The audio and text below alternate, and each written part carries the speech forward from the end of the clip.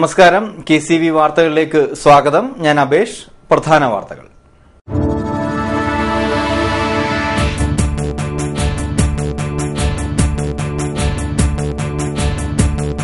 പക്ഷിപ്പനി രൂക്ഷമായ കുട്ടനാടൻ പ്രദേശം CPIM സംഘം സന്ദർശിച്ചു. പക്ഷിപ്പനി ഭയാനകമെങ്കിൽ ഗവൺമെന്റിന്റെ അനാസ്ഥ അതിരൂക്ഷമെന്ന് പിണറായി വിജയൻ.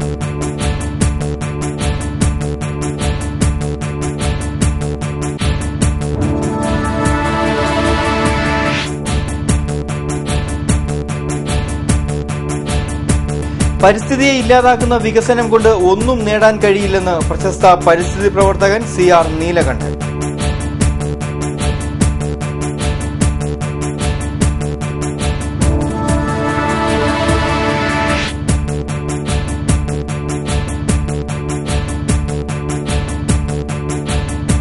ഒരു തുള്ളി പാലിൽ നിന്നൊരു വിപ്ലവം. ഡോക്ടർ വർഗീസ് കുര്യന്റെ ജന്മദിനമായ നവംബർ 26 ദേശീയ ക്ഷീര ദിനമായി ആചരിച്ചു.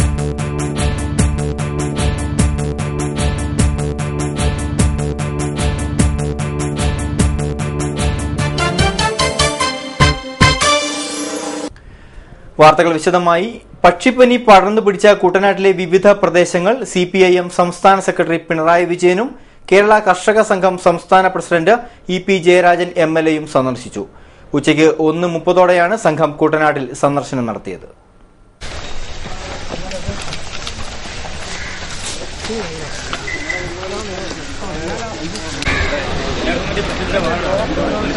പക്ഷിപ്പനി പടർന്നു പിടിച്ച ചെമ്പമ്പുറം നെടുമുടി പ്രദേശത്തെ താറാവ് കർഷകരുമായി സംഘം ആശയവിനിമയം നടത്തി. പക്ഷിപ്പനി ഭീകരാവസ്ഥയാണെങ്കിൽ ഗവൺമെന്റിന്റെ ഭാഗത്തുനിന്നും ഉണ്ടാവുന്നത് കുറ്റകരമായ അനാസ്ഥയാണെന്ന് പിണറായി വിജയൻ പറഞ്ഞു. പക്ഷിപ്പനി മൂലം താറാവുകൾ കൂട്ടത്തോടെ ചത്ത പ്രദേശങ്ങളിൽ സന്ദർശനം നടത്തിയ ശേഷം മാധ്യമങ്ങളോട് സംസാരിക്കുകയായിരുന്നു അദ്ദേഹം. പക്ഷിപ്പനിയുടെ ഭീകരാവസ്ഥയാണ് ഇവിടെ കാണുന്നത്. എന്നാൽ അതോടൊപ്പം പ്രകടമാവുന്നത് ഗവൺമെന്റിന്റെ കുറ്റകരമായ അനാസ്ഥയുമാണ്. ഇപ്പോൾ കഴിഞ്ഞ മാസം ആരംഭിച്ച ഒരു രോഗം പടരുന്ന അവസ്ഥ ഇതേവരെ നിയന്ത്രണത്തിലേക്ക് കൊണ്ടുവരാൻ കഴിഞ്ഞിട്ടില്ല. ക്രിസ്മസ് അടുത്ത് വരുന്നതുകൊണ്ട് അതുമായി ബന്ധപ്പെട്ട് നല്ല നിലയിൽ തന്നെ താറാവിനെ ഒന്നിച്ച് സൂക്ഷിക്കുന്ന ഒരു സീസൺ കൂടിയാണ്. ഇതിൽ എന്താണിപ്പോൾ ചെയ്യേണ്ടത്? സർക്കാർ ഒരു നടപടിയും ഫലത്തിൽ സ്വീകരിച്ചിട്ടില്ല. ചെയ്യേണ്ട ഒന്നാമത്തെ കാര്യം ഇതിനാവശ്യമായ ഫണ്ട് നീക്കിവെക്കലാണ്. കഴിഞ്ഞ 2 ആഴ്ചയ്ക്ക് മുമ്പ് തുടങ്ങിയ രോഗം ഇതുവരെ നിയന്ത്രണ വിധേയമാക്കാൻ സാധിച്ചിട്ടില്ല. ഇത്രയും ദിവസം പിന്നിട്ടിട്ടും പ്രതിരോധ നടപടികളോ പ്രതിരോധ മരുന്ന് വിതരണമോ നടത്തിയിട്ടില്ല. ഓരോ താറാവിനും 300 രൂപ വീതം കർഷകർക്ക് നൽകണമെന്നും നശിപ്പിക്കുന്ന താറാവിന്റെ എണ്ണത്തിൽ കൃത്യത വേണമെന്നും പിണറായി വിജയൻ ആവശ്യപ്പെട്ടു. ആ കർഷകരുടെ കയ്യിൽ എത്ര താറാവാണോ ഉള്ളത് ആ താറാവിനെ ഇപ്പോൾ നശിപ്പിക്കാനാണ് പൊതുവിൽ പറയുന്നത്. എത്ര താറാവിനെ നശിപ്പിക്കണോ അതിൻ്റെ എണ്ണം കണക്കാക്കി കാശ് കൊടുക്കുന്ന അവസ്ഥയുണ്ടാവണം. അതിന് കൃത്യത വേണം. എന്നാൽ കൃഷിക്കാർ തന്നെ ഈ പറയുന്ന താറാവിനെ സർക്കാർ പറയുന്ന സ്ഥലത്ത് എത്തിച്ചു കൊടുക്കും. ഒരു തരത്തിലുള്ള സംഘർഷത്തിൻ്റെ പ്രശ്നവും ഇതിൻ്റെ ഭാഗമായി ഉയർന്നു വരാനില്ല. Doctor TM Thomas Isaac MLA, CB Chandrababu, PV Ramabhadran എന്നിവർ സംഘത്തോടൊപ്പം ഉണ്ടായിരുന്നു. പ്രകൃതിയിൽ മനുഷ്യൻ നടത്തുന്ന ഇടപെടൽ വികസനമാണോ വിനാശമാണോ ഉണ്ടാക്കുന്നതെന്ന് ചിന്തിക്കണമെന്ന് പ്രശസ്ത പരിസ്ഥിതി പ്രവർത്തകൻ CR നീലകണ്ഠൻ. സംയുക്ത വേമ്പനാട് കായൽ സംരക്ഷണ സമിതി ആലപ്പുഴ കളക്ടറേറ്റ് പടിക്കൽ നടത്തിയ ധർണാ സമരം ഉദ്ഘാടനം ചെയ്ത് സംസാരിക്കുകയായിരുന്നു അദ്ദേഹം. ചെയ്യുന്ന കാര്യങ്ങൾ തെറ്റാണെങ്കിൽ അത് തിരുത്താൻ തയ്യാറാവണം. ടൂറിസത്തിനായി വേമ്പനാട് കായൽ ഇനി എത്ര നാൾ ഉണ്ടാകുമെന്ന് പരിശോധിക്കണമെന്നും അദ്ദേഹം ആവശ്യപ്പെട്ടു. കുട്ടനാട്, ആലപ്പുഴ, കോട്ടയം, പത്തനംതിട്ട എന്ന 3 ജില്ലകളെ അല്ല, ഒരുപക്ഷെ എറണാകുളം അടക്കം വെമ്പനാട്ട് കായലിന്റെ ആ പാരിസ്ഥിതികമായ വ്യവസ്ഥ കേരളത്തിന്റെ തന്നെ ഏറ്റവും പ്രധാനപ്പെട്ട ഒരു സമ്പത്താണ്. അത് മത്സ്യമേഖലയ്ക്ക്, കാർഷിക മേഖലയ്ക്ക്, ടൂറിസം മേഖലയ്ക്ക് തുടങ്ങി നിരവധി മേഖലകളിൽ നമ്മുടെ വരുമാനമാണ്, നമ്മുടെ തൊഴിലാണ്, സംസ്കാരമാണ്, ഭക്ഷണമാണ്, ആരോഗ്യമാണ്, ഇതെല്ലാമാണ് ഈ ആവാസ വ്യവസ്ഥ. ആ കുട്ടനാട് ആവാസ വ്യവസ്ഥ സംരക്ഷിക്കുക എന്നത് കേരളീയരുടെ പ്രാഥമികമായ ഒരു കടമയാണ്. പക്ഷെ നിർഭാഗ്യവശാൽ കുട്ടനാടിന്റെ ആവാസ വ്യവസ്ഥ പലവിധ കാരണങ്ങളാൽ പല കാലങ്ങളായി തകർന്നുകൊണ്ടിരിക്കുന്നു എന്ന് നമുക്കറിയാം. KR ബാഹുലയൻ അധ്യക്ഷത വഹിച്ച യോഗത്തിൽ KM പൂവ്, KV Meghanathan, TJ Angelos, Saju, TN Babu തുടങ്ങിയവർ സംസാരിച്ചു. വേമ്പനാട് കായലിലെ അനധികൃത കക്ക ഖനനം നിർത്തലാക്കുന്നതിന് ഗവൺമെന്റ് അടിയന്തര നടപടി സ്വീകരിക്കുക, കുട്ടനാട് പാക്കേജിന്റെ ഭാഗമായി നടപ്പാക്കാൻ തീരുമാനിച്ച മത്സ്യപ്രജനന കേന്ദ്രങ്ങൾ ഉടൻ സ്ഥാപിക്കുക തുടങ്ങിയ ആവശ്യങ്ങളും ഉന്നയിച്ചായിരുന്നു ധർണാ സമരം സംഘടിപ്പിച്ചത്. ഒരു ക്ഷീരദിനം കൂടി കടന്നുപോകുന്നു.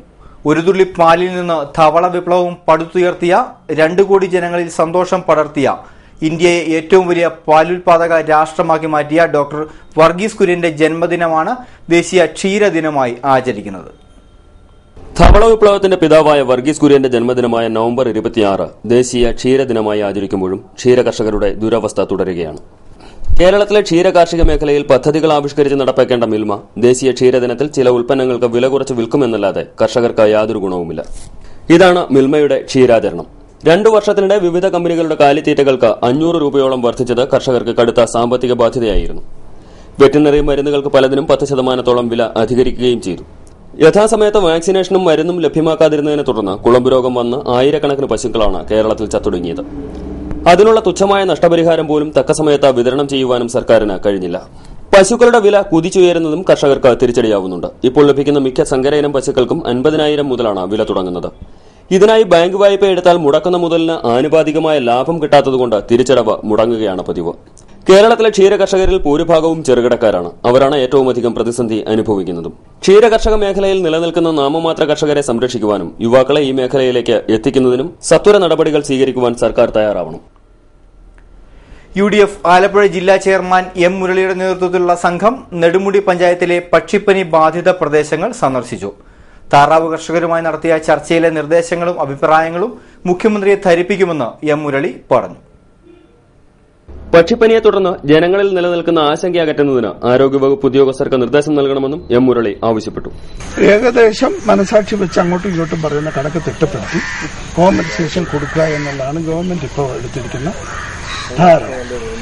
ഒന്നത് അപ്പൊ അതിനെക്കുറിച്ച് കുഞ്ഞുമോന്റെ സജഷൻ പറയണം. നഷ്ടം സംഭവിച്ച ആളെന്നുള്ള നിലയിൽ UDF Kuttanad chairman K Gopakumar, ജില്ലാ പഞ്ചായത്ത് അംഗം advocate Jacob Abraham, Champakulam block panchayat president Monsy Sony, George Mathew Panjimaram, Velinad Mathachan, C Harikumar, Subramanian, Lalichan, PS Thomas എന്നിവർ സംസാരിച്ചു.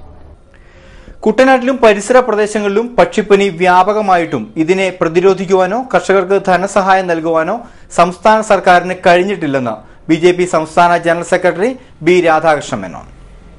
രോഗബാധിത പ്രദേശമായ ചങ്ങനാശ്ശേരി, പൂവം, പറാൽ തുടങ്ങിയ പ്രദേശങ്ങൾ സന്ദർശിച്ച ശേഷം KCV വാർത്തകളോട് സംസാരിക്കുകയായിരുന്നു അദ്ദേഹം. സംസ്ഥാന സർക്കാർ മന്ത്രിതല യോഗം കൂടുന്നതല്ലാതെ കർഷകർക്ക് ആശ്വാസകരമായ യാതൊരു നടപടിയും സ്വീകരിക്കുന്നില്ല. ഇത് താറാവ്, കോഴി കർഷകർക്കും അവരുടെ കുടുംബങ്ങൾക്കും കനത്ത തിരിച്ചടിയാണ്. സർക്കാർ മൃഗാശുപത്രികളിൽ രോഗപ്രതിരോധത്തിന് ആവശ്യമായ വാക്സിനുകൾ പോലും ലഭ്യമല്ല. ക്രിസ്മസ് മുന്നിൽ കണ്ട് കടം വാങ്ങിയും കിടപ്പാടം പണയം വെച്ചും താറാവ് കച്ചവടത്തിന് ഒരുങ്ങിയ കർഷകർ ഇന്ന് ആത്മഹത്യയുടെ വക്കിലാണ്. ഇവരെ സഹായിക്കാൻ വേണ്ട നടപടി സംസ്ഥാന സർക്കാർ സ്വീകരിക്കണം. പക്ഷിപ്പനി മൂലം ദുരിതമനുഭവിക്കുന്ന കർഷകർക്ക് വേണ്ടി കേന്ദ്ര സർക്കാരിൽ സമ്മർദ്ദം ചെലുത്തി ആവശ്യമായ സഹായം നൽകാൻ BJP സംസ്ഥാന കമ്മിറ്റി ശ്രമിക്കുമെന്നും ഇതിനായി വിശദമായ റിപ്പോർട്ട് കേന്ദ്ര സർക്കാരിന് സമർപ്പിക്കുമെന്നും രാധാകൃഷ്ണ മേനോൻ പറഞ്ഞു. ഈ മേഖലയിലെ സാധാരണക്കാരായിട്ടുള്ള കർഷകര്, താറാവ് കൃഷിക്കാര് ഈ ക്രിസ്മസ് കാലഘട്ടമാണ് സത്യത്തിൽ അവരുടെ ഒരു വർഷത്തേക്കുള്ള ഇത് സംബന്ധിച്ച മുഴുവൻ സമ്പാദ്യവും ഉണ്ടാവേണ്ട സമയം. അപ്പൊ ആ സമയത്ത് ഇത്തരം ഒരു ദുരന്തമുണ്ടായത് അവരെ സംബന്ധിച്ചിടത്തോളം എല്ലാ കുടുംബങ്ങൾക്ക് വ്യാപകമായി വലിയ ബുദ്ധിമുട്ടുകൾ സൃഷ്ടിച്ചിരിക്കുന്നു, പ്രതിസന്ധി സൃഷ്ടിച്ചിരിക്കുന്നു. ഇതിന്റെ ഒരു പശ്ചാത്തലത്തിൽ ഇവർക്ക് കാലങ്ങളായിട്ടുള്ള ഇതുമായി ബന്ധപ്പെട്ട കടങ്ങൾക്ക് മൊറട്ടോറിയം പ്രഖ്യാപിക്കാനും അടിയന്തര സഹായം നൽകാനുമുള്ള സാഹചര്യം ഒരുങ്ങേണ്ടതുണ്ട്. കേന്ദ്ര ഗവൺമെന്റിന്റെ ഭാഗത്തുനിന്ന് ഈ കാര്യത്തിൽ വളരെ അനുഭാവപൂർവമായ സമീപനം സ്വീകരിക്കുമെന്ന് കേന്ദ്ര കൃഷിമന്ത്രി ഇന്നലെ തന്നെ പറഞ്ഞിട്ടുണ്ട്. ഏതായാലും ഈ കാര്യങ്ങൾ കേന്ദ്ര സർക്കാരിന്റെ ശ്രദ്ധയിൽപ്പെടുത്തുന്നതിനും കൂടുതൽ സഹായം ലഭ്യമാക്കുന്നതിനും ഭാരതീയ ജനതാ പാർട്ടിയുടെ സംസ്ഥാന ഘടകം ആകാവുന്ന കാര്യങ്ങളെല്ലാം ചെയ്യും. കർഷക മോർച്ച നിയോജക മണ്ഡലം president B Gopakumar, town committee general secretary Radhakrishnan Thevally, Swaraj തുടങ്ങിയവർ രാധാകൃഷ്ണൻ മേനോന് ഒപ്പമുണ്ടായിരുന്നു. KCV news, Changanassery. ചങ്ങനാശ്ശേരി സജീവോത്തപുരം സമരത്തിന് പരിഹാരമുണ്ടാവണമെങ്കിൽ സംസ്ഥാന സർക്കാർ ഇടപെടണമെന്നും കുറിച്ചിയിലെ പട്ടികജാതി കുടുംബങ്ങൾക്കായി നിർമ്മിച്ച കമ്മ്യൂണിറ്റി ഹാൾ കോളനി അസോസിയേഷന് നൽകുന്നത് സംബന്ധിച്ച് തീരുമാനമെടുക്കേണ്ടത് സർക്കാരാണെന്നും കുറിച്ചി ഗ്രാമപഞ്ചായത്ത് പ്രസിഡന്റ് സുജാത സുശീലൻ വാർത്താസമ്മേളനത്തിൽ പറഞ്ഞു. 2009-2010 വാർഷിക പദ്ധതിയിൽ ഉൾപ്പെടുത്തിയാണ് ഗ്രാമപഞ്ചായത്ത് കമ്മ്യൂണിറ്റി ഹാൾ നിർമ്മിച്ചത്. പട്ടികജാതി വകുപ്പിന്റെ ഉടമസ്ഥതയിൽ തന്നെ സ്ഥലം നിലനിർത്തിക്കൊണ്ട് കെട്ടിടം നിർമ്മിക്കുന്നതിന് മാത്രമാണ് പഞ്ചായത്തിന് സർക്കാർ അനുമതി നൽകിയിരിക്കുന്നത്. വസ്തുതകൾ ഇതായിരിക്കെ കോളനി അസോസിയേഷൻ എന്ന പേരിൽ ഇപ്പോൾ നടക്കുന്ന സമരം UDF രാഷ്ട്രീയ പ്രേരിതമായി നടത്തുന്നതാണെന്നും പഞ്ചായത്ത് അംഗങ്ങൾ ആരോപിച്ചു. ഗവർണറുടെ തഹസിൽദാരുടെ നേതൃത്വത്തിൽ പഞ്ചായത്ത് ഭാരവാഹികളെയും ഈ അസോസിയേഷന്റെ ആളുകളെന്ന് പറയപ്പെടുന്ന 3 പേരും കൂടെ ചേർന്നുള്ള ഒരു യോഗത്തിൽ വെച്ച് ചർച്ച ചെയ്തെടുത്ത തീരുമാനം, പഞ്ചായത്ത് ഒരു ബൈലോ തയ്യാറാക്കി കൊടുത്തത് അവർക്ക് അംഗീകരിക്കാൻ പറ്റില്ലെന്ന് പറയുകയും അതിനു പകരം ജില്ലാ SC ഓഫീസർ ഒരു ബൈലോ തയ്യാറാക്കുകയും ആ ബൈലോ പഞ്ചായത്ത് അധികാരികളും കോളനി അസോസിയേഷന്റെ ഭാരവാഹികളും കൂടെ കൂടി ചേർന്ന് ചർച്ച ചെയ്ത് വായിച്ച് അംഗീകരിച്ചതിന് ശേഷം പഞ്ചായത്ത് ഭരണസമിതി ഉദ്ഘാടനം ചെയ്ത് കമ്മ്യൂണിറ്റി ഹാളിന്റെ താക്കോല് അവർക്ക് അവരുടെ പ്രവർത്തന ആവശ്യങ്ങൾക്ക് വേണ്ടി വിട്ടുകൊടുക്കാമെന്ന് ഞങ്ങൾ സമ്മതിച്ചതുമാണ്. പക്ഷെ ജില്ലാ SC ഓഫീസർ ഈ ബൈലോ തയ്യാറാക്കാൻ താമസിച്ചു. അതും അദ്ദേഹത്തിന്റെ കുഴപ്പമല്ല. കാരണം ഇവർക്ക് രജിസ്റ്റർ ചെയ്ത ഒരു അസോസിയേഷൻ ഉണ്ടെങ്കിൽ ആ അസോസിയേഷന്റെ ബൈലോയും 15 പേരടങ്ങുന്ന ഒരു സമിതിയാണ് ഞങ്ങളുടെ അസോസിയേഷൻ ഉണ്ടെന്ന് അവർ ആവശ്യപ്പെടുമ്പോൾ ആ 15 പേരുടെ ഒരു ലിസ്റ്റ് ബയോഡേറ്റയും SC ഓഫീസർക്ക് നൽകണമെന്ന് ആവശ്യപ്പെട്ടിട്ട് നാളിതുവരെ അവർക്ക് സമർപ്പിക്കാൻ കഴിഞ്ഞിട്ടില്ല. സർക്കാർ ഉത്തരവ് വന്നാൽ പൂർണ്ണ സമൂഹത്തോടെ കമ്മ്യൂണിറ്റി ഹാൾ വിട്ടു നൽകാൻ തയ്യാറാണ്. വാർത്താ സമ്മേളനത്തിൽ കോട്ടയം ജില്ലാ പഞ്ചായത്ത് അംഗം Biju Thomas, CV Muraleedharan, KG Raju തുടങ്ങിയവർ സംസാരിച്ചു. ബാർ കോഴ വാങ്ങിയത് KM മാണി മാത്രമല്ലെന്നും മന്ത്രി K ബാബുവും മുഖ്യമന്ത്രി ഉമ്മൻചാണ്ടിയും കോഴ വാങ്ങിയിട്ടുണ്ടെന്നും EP ജയരാജൻ MLA. ഓൺലൈൻ വ്യാപാരം മടിയന്മാരെയും സാമൂഹിക പ്രതിബദ്ധതയില്ലാത്തവരുമായ സമൂഹത്തെ സൃഷ്ടിക്കുമെന്ന് EP ജയരാജൻ പറഞ്ഞു. സംസ്ഥാന വ്യാപാരി വ്യവസായ സമിതിയുടെ സംസ്ഥാന കൺവെൻഷൻ ആലപ്പുഴയിൽ ഉദ്ഘാടനം ചെയ്ത് സംസാരിക്കുകയായിരുന്നു അദ്ദേഹം. നിങ്ങളല്ലല്ലോ ഓൺലൈൻ വ്യാപാരം നടത്തുന്നത്. വലിയ തരത്തിൽ വൻകിട മോളുകൾ, ഇവിടുത്തെ വൻകിട വ്യാപാര ഗോഡൌണുകൾ സ്ഥാപിക്കുക. മറ്റ് ബഹു ഷോപ്പിംഗ് കോംപ്ലക്സ് ഉണ്ടാക്കിയിട്ട് അവിടെ കച്ചവടമാണെങ്കിൽ ഇതിൽ നിന്ന് മാറിയിട്ട് ആധുനിക ശാസ്ത്രവിദ്യ സാങ്കേതിക വിദ്യ ഉപയോഗപ്പെടുത്തിക്കൊണ്ട് ഓൺലൈൻ വഴി വീടുകളിൽ മാർക്കറ്റ് ചെയ്യുക. നമ്മുടെ ജനങ്ങളെ അങ്ങേറ്റം മടിയന്മാരും അവരുടെ ജീവിതം തന്നെ ലഘൂകരിക്കപ്പെടുക, വീട്ടിന് പുറത്തിറങ്ങാതിരിക്കുക, ഉള്ള ജോലി ചെയ്ത് തിരിച്ച് നേരെ വീട്ടിൽ വരിക, അവിടെ കൂടുക, എല്ലാം അവിടെ എത്തും. ഇതിലേക്ക് നമ്മുടെ സമൂഹത്തെ തന്നെ ആകെ കൊണ്ടുവന്ന മടിയന്മാരും അങ്ങേയറ്റം സാമൂഹ്യ പ്രതിബദ്ധതയില്ലാത്തവരായും സമൂഹത്തെ സൃഷ്ടിച്ചെടുക്കാൻ കഴിയുന്നതാണ്. ഇപ്പോൾ നിങ്ങൾ നോക്കിക്കോളൂ, നമ്മുടെ കേരളത്തിന്റെ എല്ലാ പ്രദേശങ്ങളും നോക്കൂ, കച്ചവട കേന്ദ്രങ്ങളാണ് സാംസ്കാരിക കേന്ദ്രങ്ങളുടെ ഒരു പ്രധാന പ്രവർത്തന മേഖല. 5 കടകളുണ്ടെങ്കിൽ അവിടെയാണ് ഒരു പബ്ലിക് മീറ്റിംഗ് നടക്കുക. ഒരു സാംസ്കാരിക പ്രഭാഷണം ഉണ്ടാകാൻ ഒരു 10 കടകളുണ്ടാകും. ആലപ്പുഴ ബീച്ച് പരിസരത്ത് നടന്ന യോഗത്തിൽ സമിതി പ്രസിഡന്റ് ബെന്നി അധ്യക്ഷത വഹിച്ചു. PV Baiju, ES Biju, O Ashraf തുടങ്ങിയവർ സംസാരിച്ചു. കൈനഗിരി പഞ്ചായത്ത് സർക്കാർ ദത്തെടുക്കണമെന്ന് BJP ജില്ലാ പ്രസിഡന്റ്. വിശുദ്ധനായി പ്രഖ്യാപിക്കപ്പെട്ട ചാവറേച്ചന്റെ ജന്മഗൃഹം സന്ദർശിച്ച ശേഷം കൈനഗിരിയിൽ KCV വാർത്തകളോട് സംസാരിക്കുകയായിരുന്നു വെള്ളിയാകുളം പരമേശ്വരൻ. കുടിവെള്ളവും നടവഴികളും പാലങ്ങളുമില്ലാതെ കൈനഗരി ഇന്നും കുട്ടനാട്ടിലെ ഏറ്റവും അവികസിത പ്രദേശമായി തുടരുകയാണെന്നും വെളിയാങ്കുളം പറഞ്ഞു.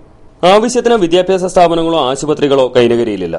കൈനഗരിക്ക് പ്രത്യേകമായ ഒരു പാക്കേജ് അനുവദിച്ചാൽ അതായിരിക്കും വിശുദ്ധ ചാവറ പിതാവിന് നൽകുവാൻ കഴിയുന്ന ഏറ്റവും വലിയ ആദരവെന്നും അദ്ദേഹം കൂട്ടിച്ചേർത്തു.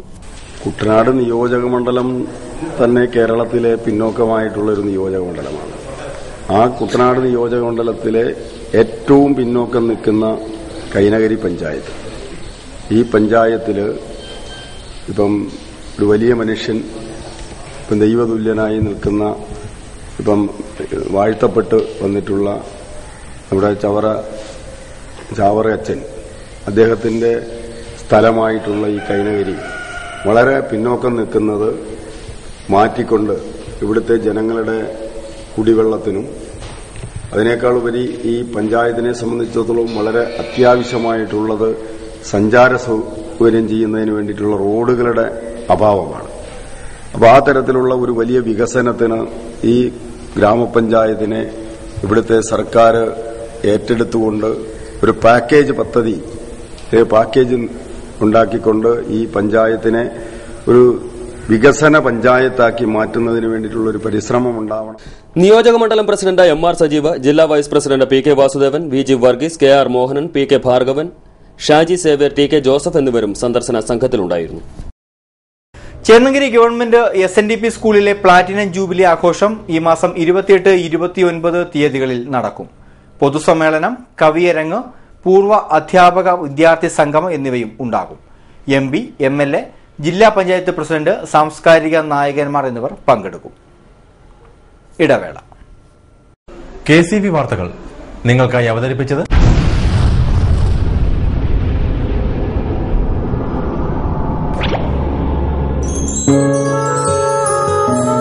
സ്വപ്ന ജ്വല്ലറി ചങ്ങനാശ്ശേരി. സംശുദ്ധിയുടെ അരനൂറ്റാണ്ട് കാലത്തെ പാരമ്പര്യം. ചങ്ങനാശ്ശേരിയിലെ ആദ്യത്തെ 916 ഹോൾമാർക്ക് സ്വർണ്ണാഭരണശാല. ഉയർന്നുവരുന്ന സ്വർണ്ണവിലയ്ക്ക് ആശ്വാസമായി സ്വപ്ന ജ്വല്ലറി ഒരുക്കുന്നു സ്വപ്നനിധി സ്വർണ്ണ സമ്പാദ്യ പദ്ധതി. തവണകളായി അടയ്ക്കുന്ന തുക അതാത് ദിവസത്തെ സ്വർണ്ണവിലയിലേക്ക് മാറ്റി നിശ്ചയിക്കുന്നതിനാൽ പിന്നീടുണ്ടാകുന്ന വിലവർദ്ധനവ് നിങ്ങളെ ബാധിക്കുന്നില്ല. 250 രൂപ മുതൽ വരുന്ന 18 തവണകളാണ് സ്വപ്നനിധിക്കുള്ളത്. സ്വപ്ന ജ്വല്ലറി, സ്വപ്ന ബിൽഡിംഗ്, ചങ്ങനാശ്ശേരി.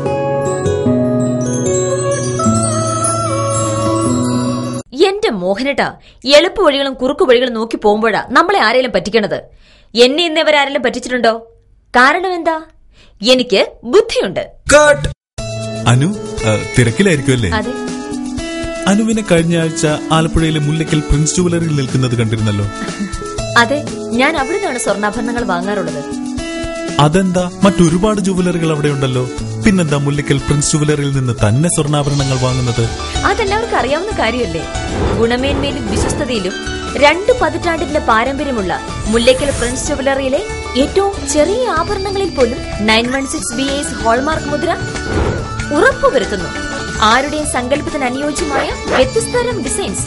അങ്ങനെയാവുമ്പോൾ പണിക്കൂലി കൂടുതലായിരിക്കും അല്ലേ? ഏറ്റവും കുറഞ്ഞ പണിക്കൂലി. മാത്രമല്ല 916 BAS ഹോൾമാർക്കഡ് സ്വർണ്ണാഭരണങ്ങൾ മാറ്റി വാങ്ങുമ്പോൾ വിലയിലോ തൂക്കത്തിലോ കുറവ് വരുന്നില്ല. അപ്പോൾ ശരിക്കും ഹീറോ മുല്ലയ്ക്കൽ പ്രിൻസ് ജുവലറിയാണല്ലേ? അത് പിന്നെ പറയാനുണ്ടോ? 100% BIS ഹോൾമാർക്കഡ് സ്വർണ്ണാഭരണങ്ങൾ വിൽക്കുന്ന സ്വർണ്ണാഭരണശാല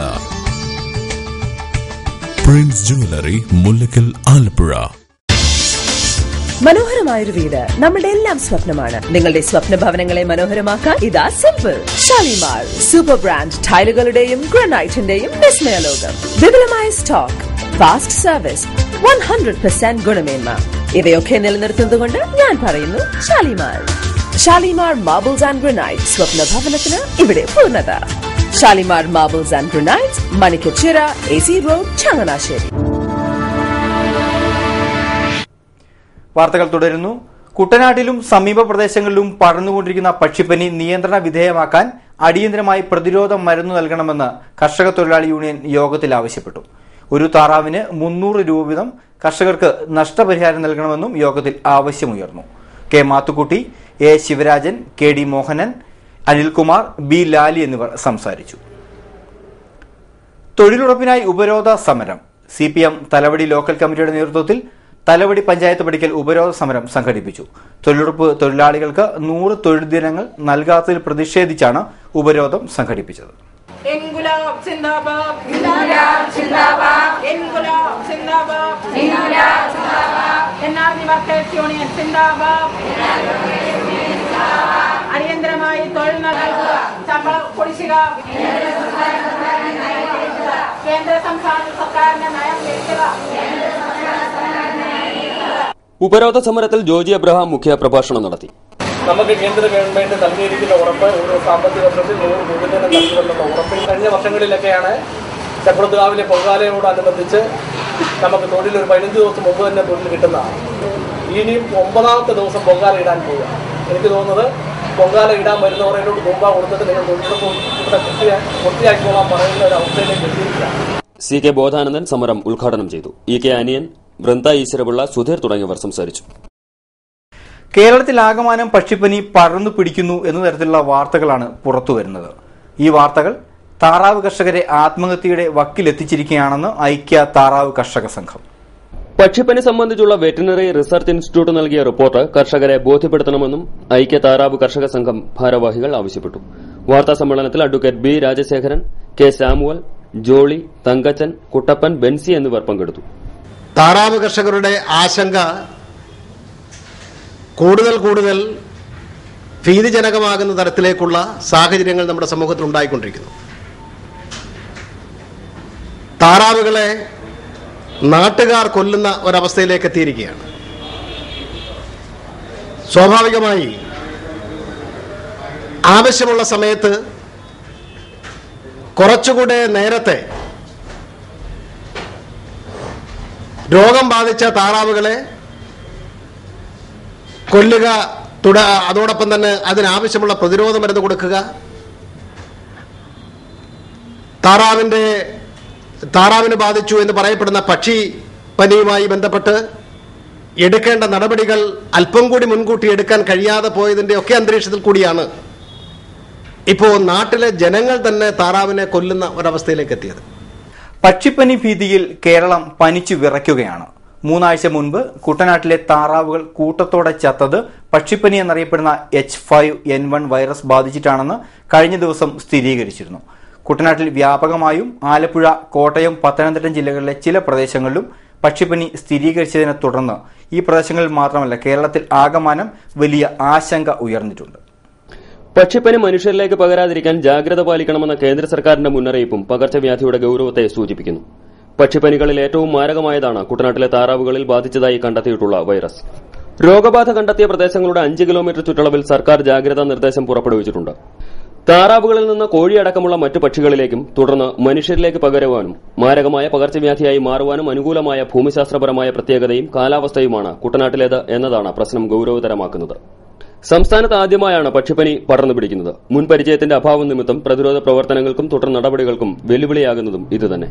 പക്ഷിപ്പനി പടരുന്ന പ്രദേശങ്ങളിലെ വളർത്തുപക്ഷികളെ കൂട്ടത്തോടെ കൊന്നൊടുക്കുകയാണ് രോഗം പടരാതിരിക്കുവാൻ സ്വീകരിക്കേണ്ട പ്രാഥമിക നടപടിയെന്ന് ഡോക്ടർമാരും വിദഗ്ധരും പറയുന്നു. ഇവിടെ സ്ഥിരീകരണം വന്നു കഴിഞ്ഞിട്ടുണ്ട്. അപ്പം നമുക്കിത് പിന്നെ പക്ഷിപ്പനി അല്ലെങ്കിൽ ഏവിയൻ ഇൻഫ്ലുവൻസ ആണെന്നുള്ള സ്ഥിരീകരണം വന്ന സ്ഥിതിക്ക് നമ്മൾ അതിന് അനുബന്ധമായിട്ടുള്ള സജ്ജീകരണങ്ങളും നടപടികളാണ് നമ്മൾ ഇനി എടുക്കേണ്ടത്. അപ്പോൾ പരിഭ്രാന്തിയുടെ ആവശ്യമല്ല വേണ്ടത്. പക്ഷേ ഈ പറഞ്ഞ പോലെ ഞാൻ ഇപ്പം മനസ്സിലാക്കിയത് വെച്ചിട്ട് ആളുകൾ ഒരു ഭയപ്പാട് ഉണ്ടാകുകയും അവരത് മറച്ചു വെച്ചുമൊക്കെ കൊണ്ട് കുഴിച്ചു മൂടുക അല്ലെങ്കിൽ കത്തിക്കുകയും ചെയ്യുന്ന അല്ലെങ്കിൽ ചാക്കിൽ കെട്ടിയിട്ട് ഡിസ്പോസ് ചെയ്യാൻ ശ്രമിക്കുന്നത് ശരിയായിട്ടുള്ള നടപടിയല്ല. അതെനിക്ക് തോന്നുന്നു കുറച്ചും കൂടെ പ്രൊആക്റ്റീവായിട്ട് നമ്മുടെ ആളുകൾ ഇപ്പോൾ സർക്കാർ ഉൾപ്പെടെ ഇടപെടും. ഇപ്പോൾ ഞാനിന്ന് മനസ്സിലാക്കുന്നത് അതിന് വേണ്ടുന്ന ഗൗണുകളും കണ്ണാടയും ഒക്കെ ഉൾപ്പെടെ ഷൂസും പ്രത്യേകമായ ഷൂസും ഒക്കെ ഉപയോഗിക്കുകയും അതോടൊപ്പം തന്നെ മരുന്ന് അവർക്ക് ഇത് ഹാൻഡിൽ ചെയ്യുന്നവർക്ക് ഇത് അല്ലാതൊന്നും പാടില്ല. അപ്പോൾ അവിടെ ഇരിക്കുന്നതുകൊണ്ട് നമുക്ക് ആർക്കും ഇത് അസുഖം വരില്ല. അപ്പോൾ അതിന് ഈ അസുഖം വന്ന് നിൽക്കുന്ന അല്ലെങ്കിൽ അസുഖം വന്ന് ചത്ത പിന്നെ പക്ഷികൾ അതിന് ഹാൻഡിൽ ചെയ്യുന്നവർക്ക് മാത്രമേ ഇത് വരാനെങ്കിലും സാധ്യത, അതും വളരെ വളരെ കുറവാണ്. ക്രിസ്മസ് കാലത്തെ കച്ചവടം ലക്ഷ്യമിട്ട് കടമെടുത്ത് താറാവ് കൃഷി തുടങ്ങിയ കർഷകരുടെ മുന്നിൽ വെച്ചാണ് അവയെ കൊന്നൊടുക്കുന്നത്. ആയിരക്കണക്കിന് വളർത്തുപക്ഷികളെ ഒറ്റയടിക്ക് നശിപ്പിക്കുക എന്നത് ഈ മേഖലയിലെ കർഷകർക്ക് കനത്ത മാനസിക സാമ്പത്തിക ആഘാതമാണ് സമ്മാനിക്കുക. ഇത് പ്രതിഷേധത്തിന് ഇടയാക്കുകയും ചെയ്യും. എന്നാൽ ഇത്തരമൊരു സാഹചര്യത്തിൽ മറ്റു മാർഗമില്ല എന്ന് കർഷകർ മനസ്സിലാക്കണം. കർഷകർക്കുണ്ടാകുന്ന സാമ്പത്തിക ബാധ്യത പൂർണ്ണമായും ഏറ്റെടുക്കുവാൻ സർക്കാർ തയ്യാറാവുകയും വേണം. കുട്ടനാട്ടിലെ പല പ്രദേശങ്ങളിലും ആലപ്പുഴ ചങ്ങനാശ്ശേരി റോഡിന്റെ ഇരുവശങ്ങളിലും നിരവധി താറാവ് വിതരണ കേന്ദ്രങ്ങളുണ്ട്. ഇവിടെയൊക്കെ ഉണ്ടാകുന്ന അവശിഷ്ടങ്ങൾ പൊതുജലാശയങ്ങളിലേക്കോ പാടശേഖരങ്ങളിലേക്കോ വലിച്ചെറിയുകയാണ് പതിവ്. ഈ അവശിഷ്ടങ്ങൾ ശാസ്ത്രീയമായി സംസ്കരിക്കാൻ യാതൊരു മാർഗവുമില്ല. ആരോഗ്യവകുപ്പിന്റെ പരിശോധന ഇത്തരം കേന്ദ്രങ്ങളിൽ നടന്നതായി കേട്ടുകേൾവി പോലുമില്ല. ഇത്തരം കാര്യങ്ങളിൽ കൂടി ദീർഘവീക്ഷണത്തോടുകൂടി പദ്ധതികൾ ആസൂത്രണം ചെയ്യുവാൻ ഈ പക്ഷിപ്പനി പാഠമാകട്ടെ. News desk KCV. മങ്കൊമ്പ് വിദ്യാഭ്യാസ ഉപജില്ലാ കലോത്സവത്തിന് തിരിതെളിഞ്ഞു. നവംബർ 25 ആരംഭിച്ച കലോത്സവം നവംബർ 28 സമാപിക്കും. മങ്കൊമ്പ് ഉപജില്ലയിലെ 40-ൽ പരം സ്കൂളിലെ വിദ്യാർത്ഥികളാണ് കലോത്സവത്തിൽ മാറ്റൊരുക്കുന്നത്. കലോത്സവത്തോടനുബന്ധിച്ച് പുളുങ്ങുന്ന വലിയ പള്ളിയിൽ നിന്നും ആരംഭിച്ച സാംസ്കാരിക റാലി ഫെറോന വികാരി father Mathew Chooravadi flag off ചെയ്തു. പരിചമുട്ടുകളി, ദഫ്മുട്ട്, ചെണ്ടമേളം, കൈകൊട്ടിക്കളി, ബാൻഡ് മേളം, NCC, റെഡ് ക്രോസ് എന്നിവയുടെ അകമ്പടിയോടെയാണ് റാലി കലോത്സവ വേദിയിൽ എത്തിയത്. തുടർന്ന് നടന്ന സമ്മേളനം Veliyanad block panchayat president PC മൂനിച്ചൻ ഉദ്ഘാടനം ചെയ്തു. ഫാദർ ജെയിംസ് മുല്ലശ്ശേരി അധ്യക്ഷനായി. Mankombu AEO P Unnikrishnan, father Jose Kollamparambil, Jimmy K Jose, father Mathew Thayyil, Ranimol Anilkumar, VK Venugopal, Alex Mathew എന്നിവർ സംസാരിച്ചു. ഇന്ത്യൻ മെഡിക്കൽ അസോസിയേഷൻ സന്ദർശനം പ്രഹസനമായി. തലവടി 9-ാം വാർഡിൽ 1000-ഓളം താറാവുകൾ ചത്തൊടുങ്ങി. കഴിഞ്ഞ ദിവസം ഈ പ്രദേശം സന്ദർശിച്ച IMA സംഘം താറാവുകൾക്ക് അടിയന്തരമായി പ്രതിരോധ മരുന്നുകൾ നൽകുമെന്ന് അറിയിച്ചിരുന്നു. പ്രതിരോധ മരുന്നുകൾക്കായി കാത്തിരുന്ന തലവടി 9-ാം വാർഡിൽ വർഗീസിന്റെ കാത്തിരിപ്പ് വിഫലമായി.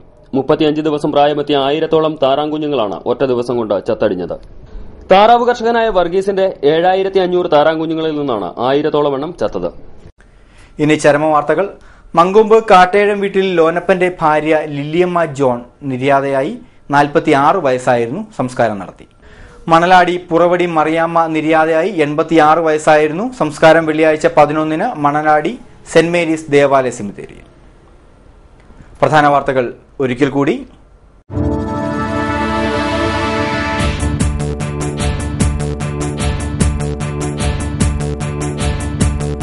പക്ഷിപ്പനി രൂക്ഷമായ കുട്ടനാടൻ പ്രദേശം CPIM സംഘം സന്ദർശിച്ചു. പക്ഷിപ്പനി ഭയാനകമെങ്കിൽ ഗവൺമെന്റിന്റെ അനാസ്ഥ അതിരൂക്ഷമെന്ന് പിണറായി വിജയൻ.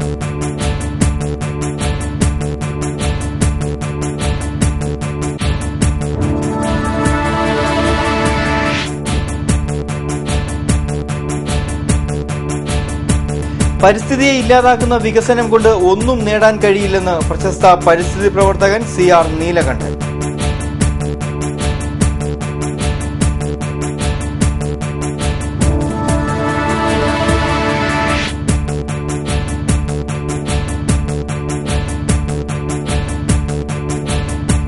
ഒരു തുള്ളി പാലിൽ നിന്നൊരു വിപ്ലവം. ഡോക്ടർ വർഗീസ് കുര്യന്റെ ജന്മദിനമായ നവംബർ 26 ദേശീയ ക്ഷീര ദിനമായി ആചരിച്ചു.